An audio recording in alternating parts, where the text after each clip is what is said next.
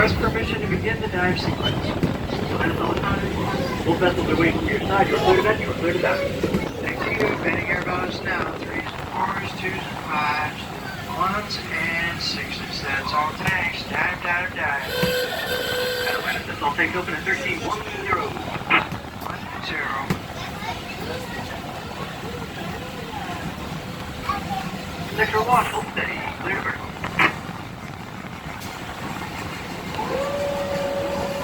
2 active clues.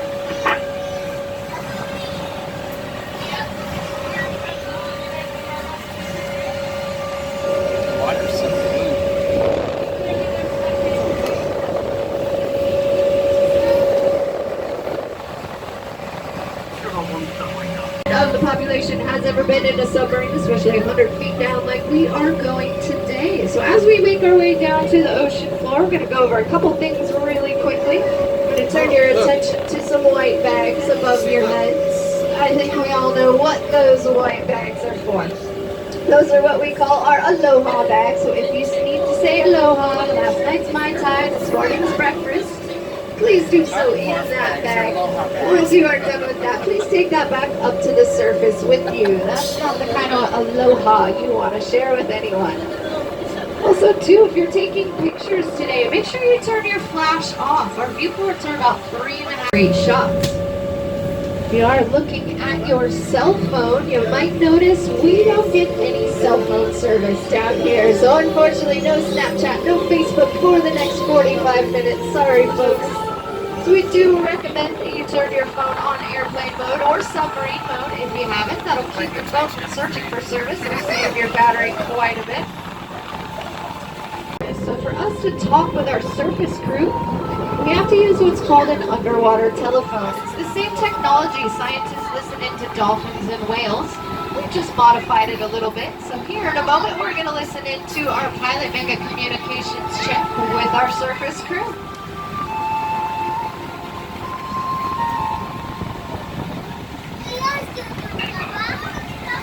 Atlanta Surface, Atlanta 7, comms check underwater telephone. Hey, we've got you loud and clear. Having the same, ballast is set and our vents are secure.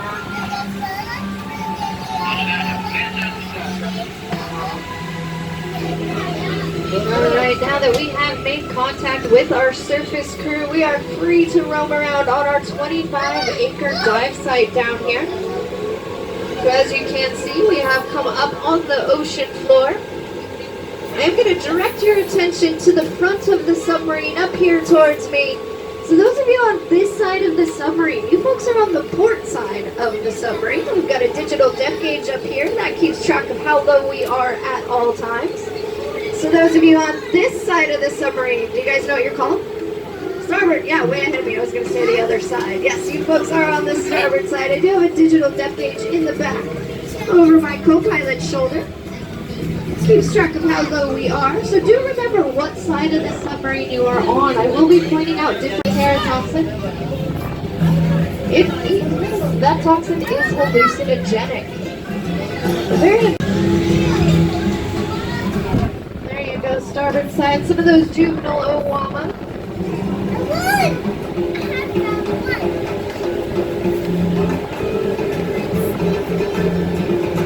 Both sides of the submarine, Owama. So once those guys actually grow into adult Oreo cookies, those are the Hawaiian discilus, or the silver dollar damsels. They are an endemic species here to Hawaii, meaning only found here in Hawaii. They are a very aggressive little fish. They'll spend most of their lives over one patch of coral and do anything they can to defend that patch of coral. So much so that they're known to attack scuba divers and snorkelers, but being out there. Starboard side, actually, both sides. That little taco-shaped fish with the 5 to 6 pounds. Very good eating fish over there. But unfortunately, when they brought them over here, because of that decrease in water temperature, it actually stunted their growth. So they don't even get a pound here. A lot of the local fishermen have a saying now, it takes 2 to make a taco. They also turn into mush. Their shelf life isn't very good. After about 4 or 5 hours of being out of the water, it kind of turns into very mushy. Those are meant to off it. There you go, port side. good views of those Ta'ape or the blue striped snapper.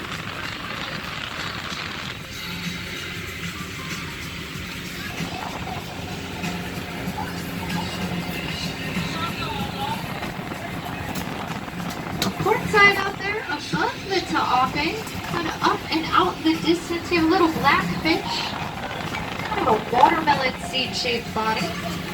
Those are the lavender tang.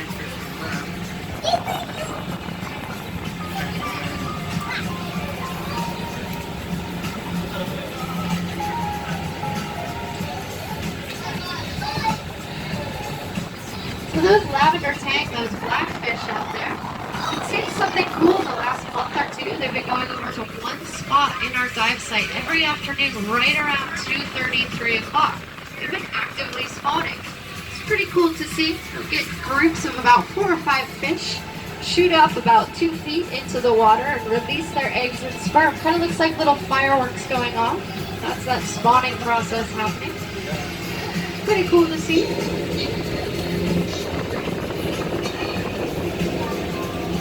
Alright, so as we cruise over this coral, Kona actually boasts one of the healthiest reef systems in the world. So this coral is very alive and very healthy. There are millions of tiny organisms that live inside this calcium carbonate exoskeleton. That little organism is what we call the coral polyp. Actually, it looks like a tiny upside down jellyfish. Inside the body of that coral polyp are tiny bits of algae that grow. So it does feed off photosynthesis. In all coral, we do have one type of soft coral. It's called green wire coral. I'll point that out. One of the destinations we'll get to. Ooh, port side, you got a big queen triggerfish out there. That big silver fish kind of looks like a big plate with fins on the top and the bottom. That's the queen triggerfish. It's the second largest species of triggerfish. So as you look down in the coral, we're looking at a couple different species of coral. We have about 5 main types down here, but the 3 that we see most of, we have finger coral. That's the coral that pokes up and looks like fingers. We also have bound coral. That's the coral that looks like lumpy mashed potatoes. And then we also have plate coral. Looks like stacked up dirty plates. I think the biologists were sitting on the beach drinking Mai Tais when they were naming this coral, but they made my job super easy. Pretty much what it looks like is exactly what it's called. A lot of people ask us about the coloring. So as you go down, if you got one of our dive logs today, right on that fish ID section, there's actually a color depth chart. So the deeper you go in the ocean, the more colors we cannot see. In fact, at 20 feet, the color red goes away entirely. So if any of you had a red shirt on up at the surface, have a look at it now. It's probably not red anymore. It kind of turns into more of a purple, almost black color. Well, this coral is actually very vibrant in color. If you've seen any of those Blue Planet documentaries or scuba divers movies or pictures, they've actually brought external lighting down with them to help illuminate that natural light. We don't have external lights on the side of our submarine. Notice that it actually distracts the fish quite a bit, so we like to keep it all natural down here. So if you were to bring this coral up to the surface, it actually would be very vibrant in color, a lot of greens, yellows, oranges, reds. We just unfortunately cannot see that color being that we are at 65 feet in the water.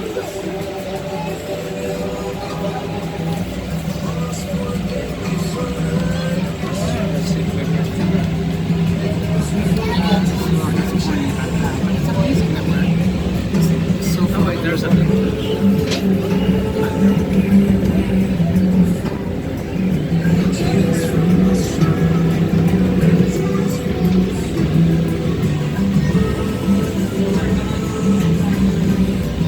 Make sure you are looking down inside the nooks and cranny of this coral. So these coral reef fish and this reef itself live in a symbiotic relationship. So one cannot actually live without the other. So this coral reef relies on these fish to eat the algae as it grows on it. Too much algae grows, it actually suffocates that coral reef and it will die. This reef provides home and protection for these colorful coral reef fish. Very, very close relationship, very symbiotic relationship. There you go, starboard side, a bunch of those Ta'ape, that blue striped snapper. Port side, if you look kind of straight down in the coral, you might see a little small fish up the side of the corner. Huge school of those Ta'ape there. Port side for you.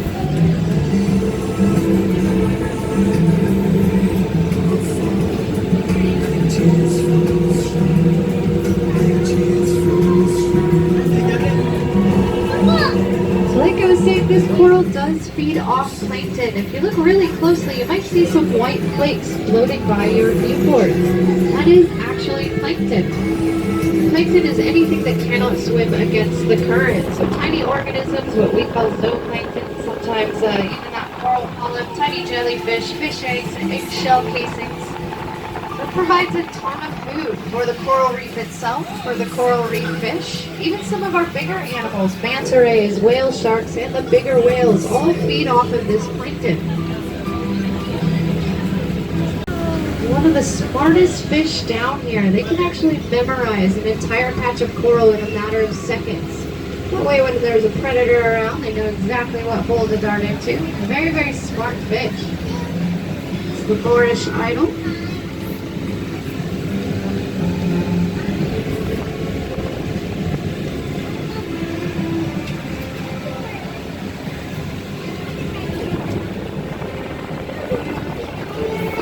When you look straight down in the coral, keep your eye out for a solid yellow fish, usually hanging out right around the finger coral there, a little bit smaller than the palm of your hand. Those are our yellow tang. Probably the most famous fish here in Hawaii. In fact, Kona was known as the Gold Coast. Alright, there you go, starboard side. Get some good views of the predator there.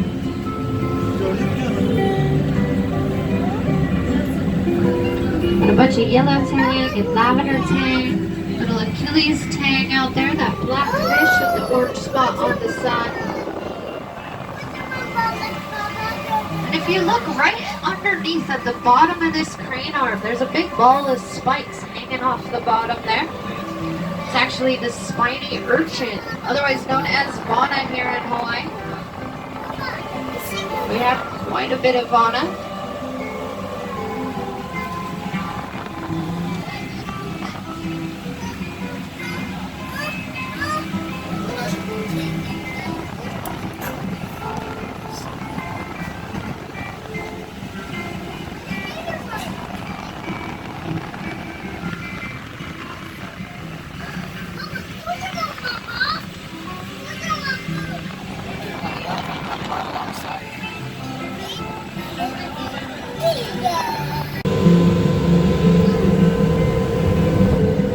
Also, starboard side, you guys have a pigtail triggerfish there, that black-bodied fish with the clear fins on the top and the bottom.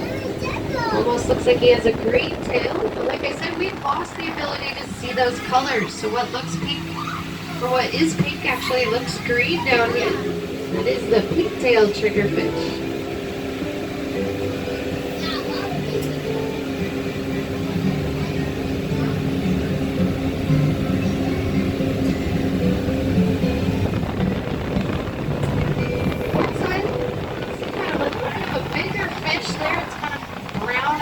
Beige stripes in the back. Those are the peacock grouper. There's something else over there that's man-made. Not originally from here either. They actually brought those guys over about the same time they brought those Ta'ape over. Unfortunately, they didn't think that through very well either. They have become an invasive species here. They eat a lot of our colorful reef fish. We call them Roy here in Hawaii. A lot of local fishermen, about once a month, we'll get together, come down here and spear those guys. We'll have what's called a Roy roundup. Try and get as many of those peacock grouper off of our reef as possible. That way they don't decimate the colorful natural endemic species here.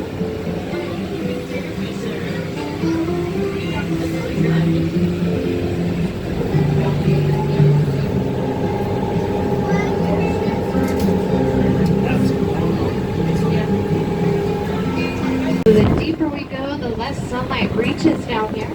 we get into more of a sandy rubble environment down here, we will start to lose a lot of our colorful reef fish as well.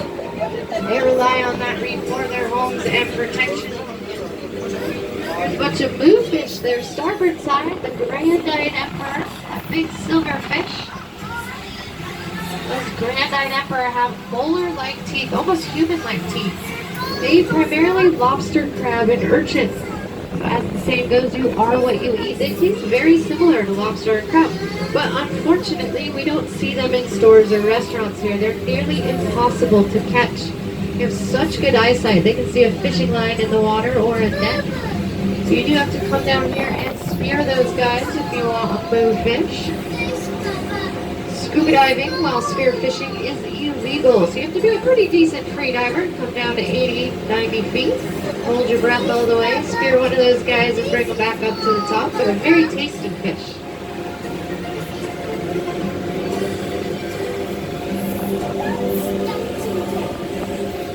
We do still have quite a bit of life in this sandy area. A lot of the fish that hang out here are triggerfish. Triggerfish are nesting fish. So these sharks are not on our payroll. I've been trying to be the shark whisperer for years, but it's not working out as well. But hopefully he will come out again. Keep your eyes peeled.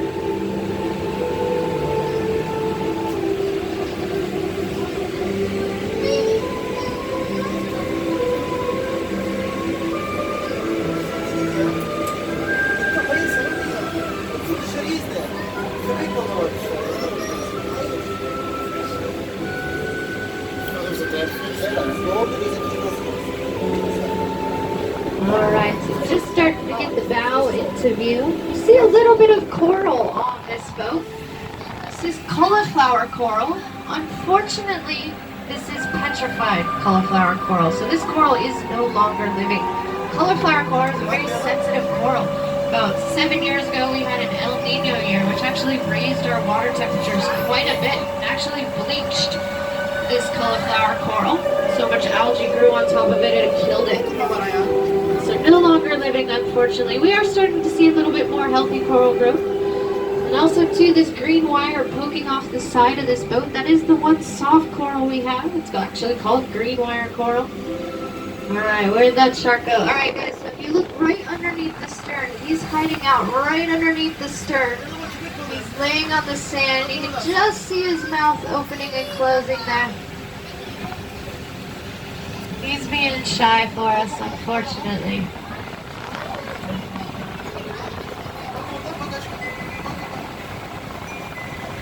Also, too, you might see a line going up to the surface. There is a mooring ball. It's about 5 feet right under the surface of the water. Very popular scuba diving spot here in Kona. Those scuba boats will come and pick up that mooring ball. Alright folks, so we are going to set down again in the nice soft sand. This will be the deepest part of our dive here, so keep your eye on those depth gauges. Make sure you give your loved ones the deepest hug or kiss you've ever given them. Any conversations that are happening at the moment, probably the deepest conversations you've ever had. So once we set down in the sand here, you're going to hear a noise coming from the pilot's cockpit. We didn't actually get the submarine with a periscope. So we have no idea what's happening above us. So we release a really big bubble of air. After we get 16.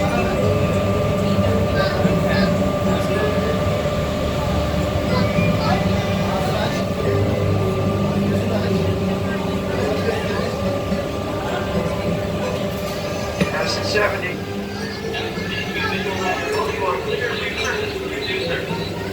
Let you nicely fill in the ballast all the way up. All right, folks, we have gotten the clearance to surface. So we're going to fill our ballast tanks and go cruising the rest of the way up. So hold on to your seats, everybody, because here we go.